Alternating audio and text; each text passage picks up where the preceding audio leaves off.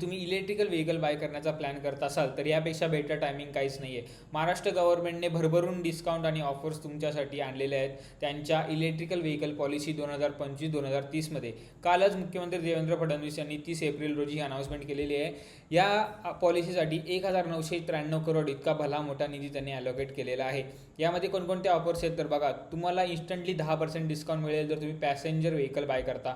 जसं मी Tata Nexon EV bye केली तर मला तिथे 10% डिस्काउंट मिळेल. तसं टू व्हीलर म्हणजे समजा मी ओला बाय केली तिथे सुद्धा मला MRPवर 10% डिस्काउंट मिळून जाईल. 15% डिस्काउंट जर मी goods carrier electrical vehicle buy केली, त्याच्यामध्ये 3 व्हीलर्ससुद्धा आल्या किंवा 4 व्हीलर्स म्हणजे याच्यामध्ये रिक्षासुद्धा मे बी येऊ शकतात किंवा मोठ्या ज्या 4 व्हीलर गाड्या ज्या EVवर चालतात आणि मालवाहू करतात त्यांच्यासाठी 15% डिस्काउंट आहे.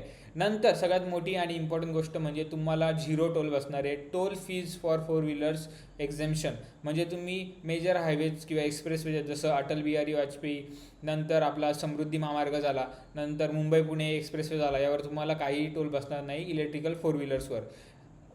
तसेच जर महाराष्ट्राच्या बाहेर गेला तर 50% डिस्काउंट तुम्हाला पडेल टोल्सवर. तर असे खूप चांगले चांगले ऑफर्स आणि डिस्काउंट त्यांनी इलेक्ट्रिकल व्हेकल्ससाठी अनाऊन्स केलेले आहेत. एक चांगला इनिशिएटिव्ह हा गव्हर्नमेंट ऑफ महाराष्ट्राच्या वतीने.